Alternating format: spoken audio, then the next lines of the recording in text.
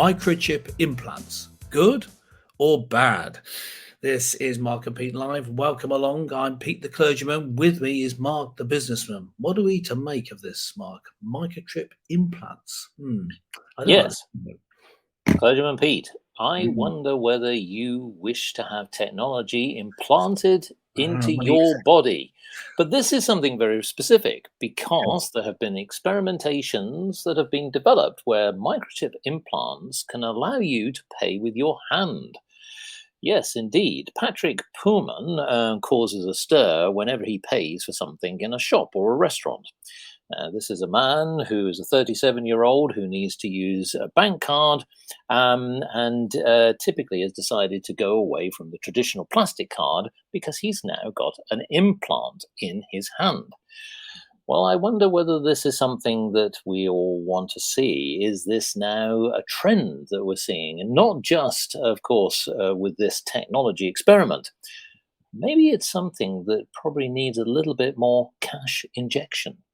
When payment technology is embedded in your hand and is no longer at your fingertips, your life forever will be continuously scanned and your checkbook has had its chips.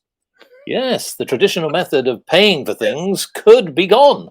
Yeah, yeah. Well, I like the idea of paying things for a check because I've got a system of record. I certainly wouldn't like to get it out of hand and suddenly find that I'm paying for something that I didn't intend to. Clergyman Pete, what say you? Yeah, well, I am innately suspicious. Ah, Automatically, I what a think surprise. that I think that if you have something that big corporations and the government want, it's going to be a bad thing. So I see the movement, the people behind this liking it, and I'm thinking that's not good. Now, let me just take a bit of a step aside here and talk about a particular Christian view, which is interpretation, folks, of the book of Revelation. When you have the mark of the beast is, we won't go into details, some sort of evil figure. Some see it as some person who's going to take over the world, rather, the ruling of the world, in in um, in this way by controlling the trade. And in Revelation chapter 13, you have this idea that if you are aligned with the beast, when the beast takes over, you have a sign on your right hand and on your forehead, and that will allow you to trade. So having this chip in your hand, and the picture that we have on the screen, if you're looking at the video version of this, is someone using their hand on one of those normal card readers, and so there's this particular Christian view that this is something evil. Now, I don't hold to that. That isn't what I think that passage means. But what I do see, parts of the Bible, including that passage talking about, is the evil of being controlled Hmm. by government and big business, corporations. And the reason I put those two together is big businesses by themselves aren't necessarily a problem. It's when they're in cahoots with government, and so there's a cozy relationship that you get bad things happening, and we Yes. see that with um, in this case with the efforts to control. And I think once you get a microchip in your hand, it is like you've got the mark of the beast. The Ah, beast in this case being government and corporate interests. well, the beast potentially is going to grow because, Yeah. as Mr. Pullman says, the reactions I get from cashiers are priceless. Yes, well done. Excellent. Now, a security guard from the Netherlands he is. Now, he pays with this ability with the contactless payment chip, which because it's injected under his skin. Now, he said that the procedure itself actually doesn't hurt. Someone will pinch your hand and then it's injected under the skin.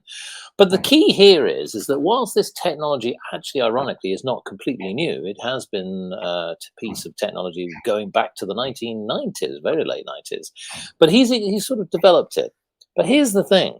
Now, I think that there's some worries that not only from the payment perspective is the control over the payment.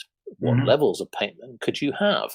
Now, I know that the contactless payment card system, that's the plastic card system offered by banks, can have limits.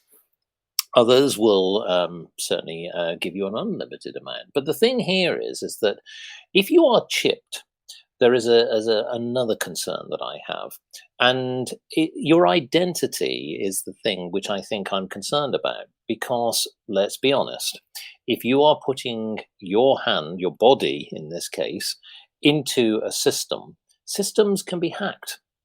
And that's one of the problems that you typically find in cybercrime, where people are not just stealing money, they're stealing your identity. So there's an irony in this.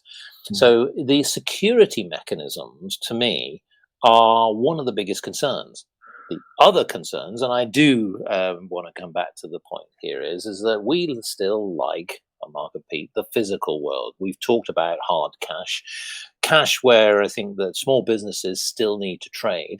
The other side of it is a system of record. I come back to the checkbook. I know it's a dying thing, and some people are probably sort of exasperating, saying, no, we need to be in a virtual world. We're in a digital world. Yes, but the fact is if you don't have a system of record and you don't have a physical example of your trading and transactions, anything can happen. We've already seen that banks have lost identities, they've lost money, they've been hacked. Data is one of the things that is a key concern for people, and there are some very good cybersecurity companies helping organizations to protect themselves. But unfortunately, many organizations are still weak when it comes to sort of certainly giving the consumer greater protection. So I think it's a great idea, but I don't think it's ready yet and robust enough to go in a mass production sense. And here's the other thing. How's it going to be rolled out? So, Clergyman Pete, I'm just wondering, are you going to go to your local shop and have an implant? Say, excuse me, we're going to step this way, sir. you're going to have an implant.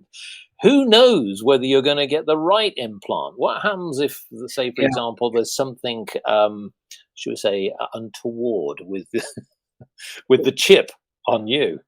And that's the thing that concerns me. I must admit, I would be slightly concerned. I would take a step further back. I am against having any sort of medical procedure, an invasive procedure that you don't need. You don't need this. You could have a card. You don't need to have an implant. It's just an unnecessary step. I know that there's convenience. You're not going to lose it unless someone chops your hand off. So you're in a position where it's just so convenient. You could be tempted into doing it, and so you go and have a medical procedure. As you say, any medical procedure, even one that simple, can go wrong. So if you don't need it, don't have it. Don't have it done to you. And the second thing is, because you can't lose it, if there is some sort of way of tracking people using it, we don't know, as you said, what's in it, what's in this chip. You can easily have quite small tracking devices because they don't need to have any power in them themselves. They can just respond to the power of an electromagnetic field and be discovered. So you can never hide from the government. Correct. Overlords. Do you want that? I have an idea, which I think, not that I wish to give away ideas, but this, to your point about the medical procedure, why do you need to actually have it physically in your hand? Now, some people will say, on the positive side, if everybody did it, you wouldn't need so many plastic cards. Think of the saving on that. Yes, that's true. But look, most people wear a watch. Why can't we embed the chip in the watch where you can control it? You can either put it in, have it in a watch, take it out, have it on a necklace, have it on a hat. Well, the point here is the side of your sock. I think it's one step too far. Yes, and actually, I think where people wear bracelets, watches, and many other trinkets, there are techniques, I think, where you as a consumer have a choice and you have control. So there you go, Mr. Poorman. Maybe it's just a thought. We'd love to hear from you. Maybe you should embed the idea of Mark and Pete in your ear or in your head so that you have a constant stream of our dialogue. I think that's a much better idea. Yes, that's much better. Because Mark and Pete constantly streaming in your head, what harm could that do? Answers on a postcard, please, or in the comments below. Whatever takes your fancy. That's it from Mark and Pete Live for this week. Catch us next time. Remember to subscribe and make sure by doing that you don't miss any future episodes. Plenty more of them to come. And make sure you don't get the mark of the beast. Bye for now.